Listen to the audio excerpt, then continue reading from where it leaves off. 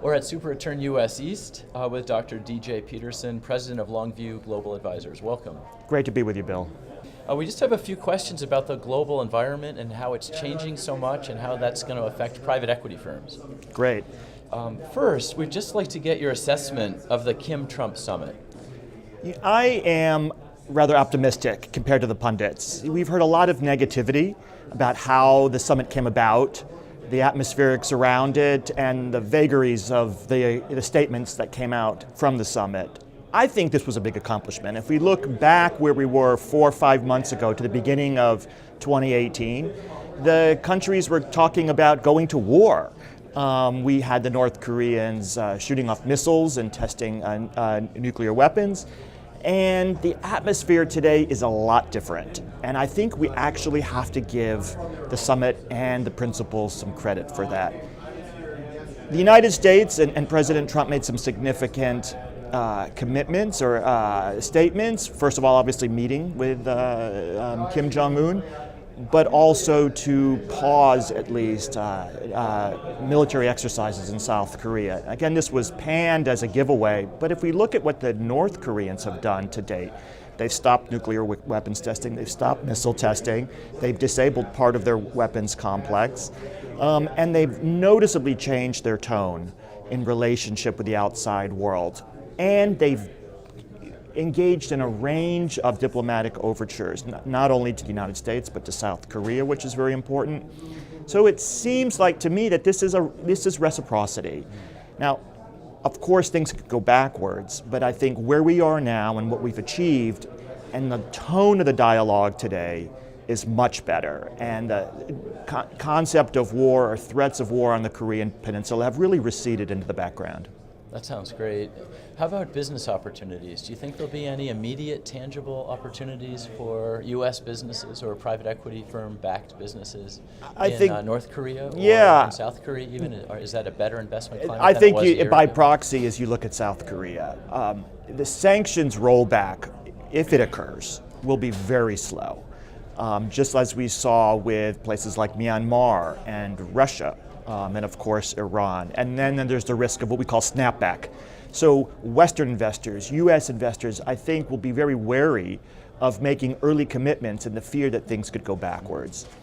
Also, there's just tremendous political risks, corruption risks, reputational risks of doing business in a country that has really never been open to the West for business. And so things like labor and human rights will be a big sticking point and a big worry.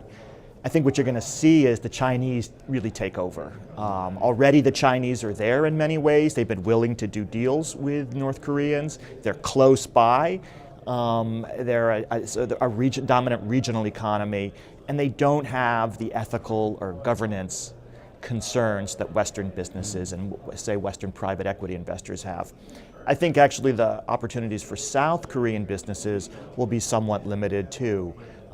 Just in part because North Korea is so poor and there's so many governance challenges there. As we saw with Iran, I think the early opportunities are going to be selling into the market, purely consumer goods, for instance, fast-moving consumer goods.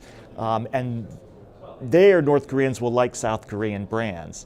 And so you could see where, with the combined easing of tensions in the Korean Peninsula, and some modest increased opportunities for South Korean firms, it makes the overall South Korean market look more attractive. So you could see by proxy investing in South Korea in the near to medium term as a way to capitalize on improving relations in the Korean Peninsula. Yeah, it's interesting because it sounds like there might be additional opportunities as you have described, but at the same time, there's all the discussion about a global trade war. Right. So do those things seem at odds, and are we in a trade war now, or is it about to happen? That's a great question, and I think you're seeing the headlines right now, of course, trade war.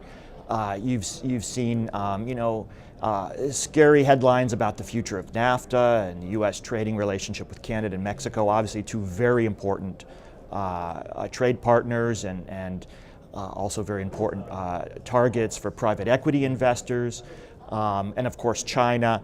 And then of course we have to overlay tensions with Europe as well. So we're in a really volatile period, and I think that is obviously driving headlines and concerns kind of at the macroeconomic level.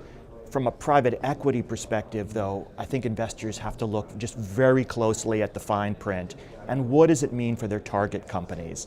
If you look at Canada and the US trading relationship with Canada, it is so broad across so many sectors that it's really difficult to see how the US-Canada trade relationship would be undermined overall. If you look at, for instance, oil and gas, it's probably likely to continue to be a strong relationship and it won't be affected by, say, even the demise of NAFTA. But if you look in very specific arenas such as aerospace or automotive components manufacturing, there could be significant supply chain disruption. And so what investors need to do is really look at their companies, look at their company's supply chains, look at their exposures, look at their balance sheets, and look at their ability to shape the political environment. Do they have a political voice?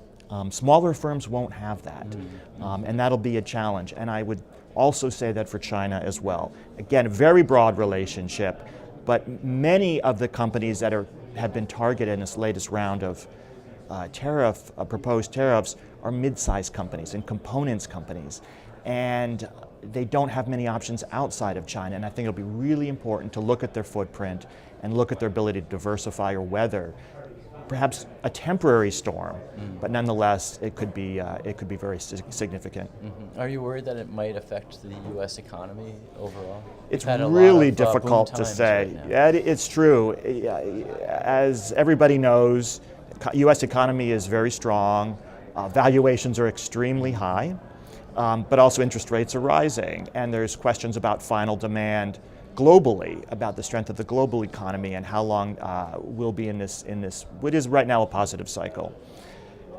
There's been a lot of talk, the IMF, the United Nations have come out recently with reports saying that trade war talk is starting to undermine the global economy. I think it's too hard to say right now. You have too many other factors. Again, things like interest rates, oil prices, as well. It really, I think, goes to specific companies and specific sectors.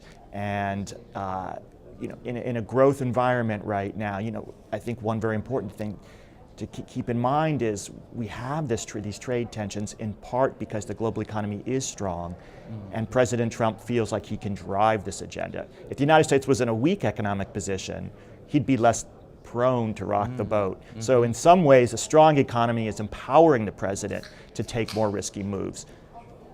What other geopolitical trends are you watching that might both present an opportunity for firms or ones that they should be aware of that might be emerging that could threaten their investments? Right. I think right now in 2018, a big story to watch is Latin America. And there's big questions about the future of Latin America. You have a very important election in Mexico coming up in July, presidential election and parliamentary elections, and then a very important election in Brazil. I think those two countries, obviously very important trade partners, very important economies, will be ones to watch.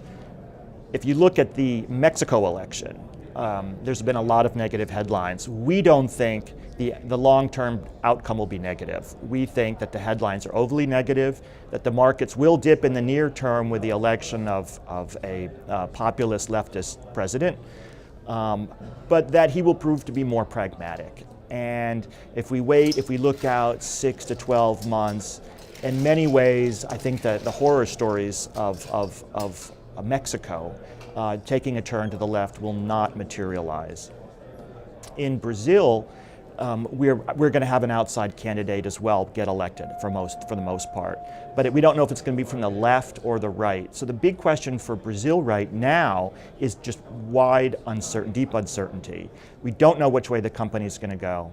But if you look at the fundamentals of Brazil, the economy, the diversity of the economy, the middle class in that country, Brazil, for investors, has consistently been a very strong performer, despite the political noise, and I believe it'll continue to be so.